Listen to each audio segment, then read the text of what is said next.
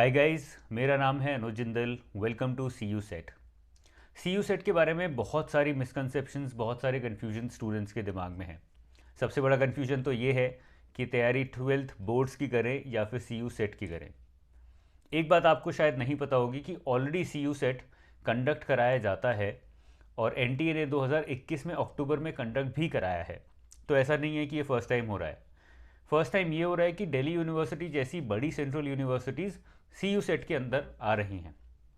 इसमें सबसे बड़ा जो मेरे हिसाब से क्लैरिटी चाहिए वो चाहिए हमें सिलेबस में, क्योंकि और चीज़ें आपके कंट्रोल में नहीं है। चाहे आप बात करें कि हमारी काउंसलिंग कैसे होगी, रैंकिंग किस तरह से होगी, नॉर्मलाइजेशन किस तरह से होगी, भाई ये सारी चीज़ें ना ऑपरेशनल चीज़ें हैं जो आप चाहे जान लो या ना जानो, कोई फ़र्क तो पड़ने वाला है नहीं आपके स्कोर्स पे, आपकी रैंकिंग्स पे।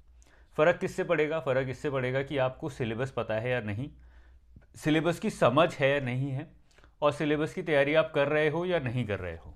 खाली बातें करने से कि सिलेबस में ये आता है, ये कैसे करूँ, उससे काम नहीं चलेगा। तो यही पॉइंट मैं यहाँ पर आज डिस्कस करूँगा कि भाई सिलेबस है क्या। बहुत सारे स्टूडेंट्स और बहुत सारे टीचर्स यूट्यूब पे क्या कर रहे हैं, जो वाइस चांसलर बोल रहे हैं दिल्ली यूनिवर्सिटी के और जो न्यूज़ में आ रहा है बस उसको पढ़ रहे हैं। मैं अगेंस्ट इसके क्या कर रहा हूँ, सी यू सेट का जो पेपर है 2021 में, जो कि ऑलरेडी बनाया गया एन टी ए ने और कंडक्ट किया, उसमें जो सिलेबस था मैं उसको आपको डिटेल में बताऊंगा। इसको हमने एन टी ए ने दो पार्ट में डिवाइड किया, दो तरह के सिलेबस बनाए डिपेंडिंग ऑन द कोर्स। अगर आप साइंस बैकग्राउंड से हैं, साइंस के कॉलेज में एडमिशन चाहते हैं, तो सिलेबस अलग है, पैटर्न अलग है। अगर आप कॉमर्स इकोनॉमिक्स बैकग्राउंड के हैं तो सिलेबस अलग है, पैटर्न अलग है। तो ये दोनों को समझ लेते हैं, दोनों में से कोई भी लागू हो सकता है किसी भी कोर्स पे, ठीक है।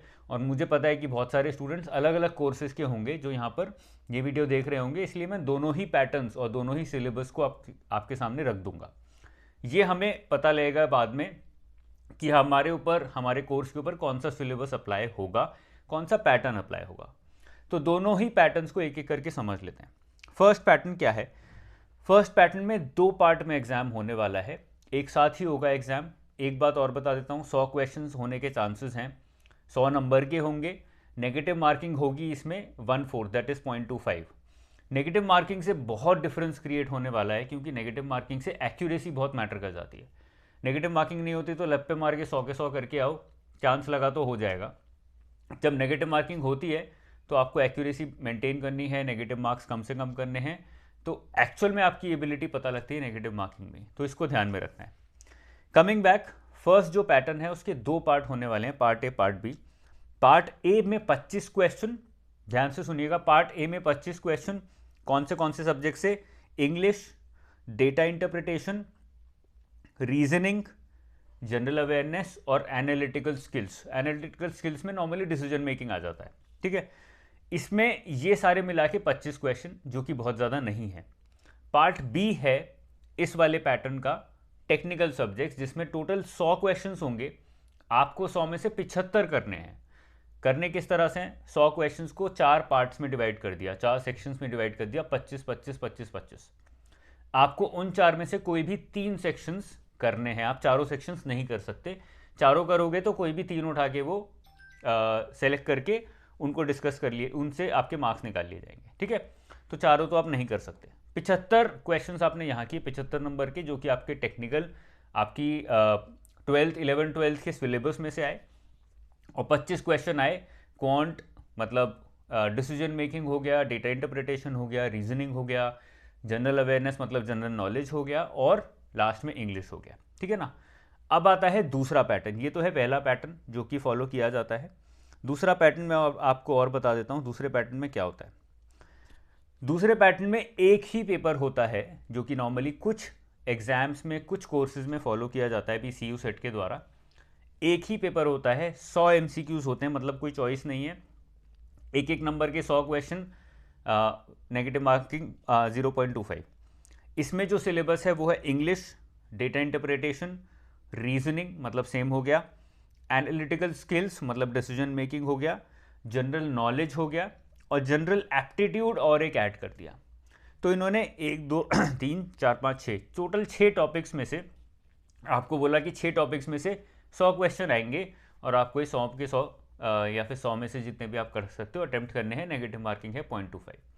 ये हो गया दूसरा पैटर्न, जिसमें कि आपके टेक्निकल, आपके सिलेबस, आपके 11th-12th की स्टडीज से कुछ भी नहीं पूछा गया।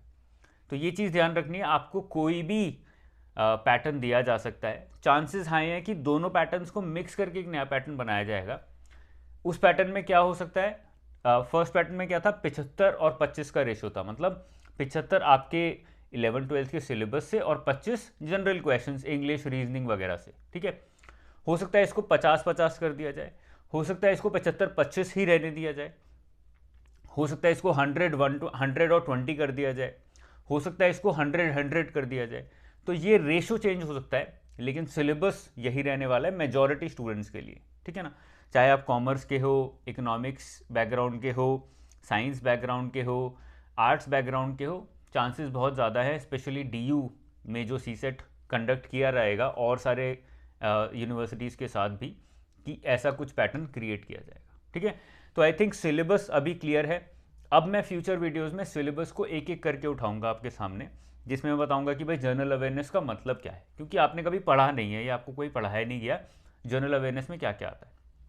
ऐसे ही जनरल अवेयरनेस को हटा दें तो क्वांट का क्या मतलब होता है, डिसीजन मेकिंग का क्या मतलब होता है, डेटा इंटरप्रिटेशन का मतलब क्या होता है। और ये बहुत ईजी हैं, बहुत ही आसान सी चीज़ें हैं, बहुत आराम से कर लोगे अगर कोई ढंग से आपको कराएगा तो।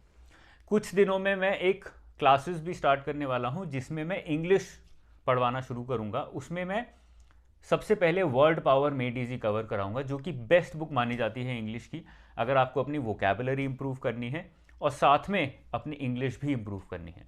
तो वर्ड पावर मेड इजी सबसे पहले कवर करेंगे, क्योंकि हमारे पास अभी टाइम है, तो हम ऐसी चीज़ें कवर करें जिससे हमारा बेस बहुत अच्छा बने। ठीक है, इन चीज़ों को हम उठाएंगे। चलिए, बहुत जल्दी आपसे फिर से मिलूंगा with more videos, more clarity on CU set. अगर वीडियो पसंद आया और लगा कि कुछ रेलेवेंट बताया है तो चैनल को सब्सक्राइब करना ना भूलें। All the best guys, take care, bye bye, जय हिंद।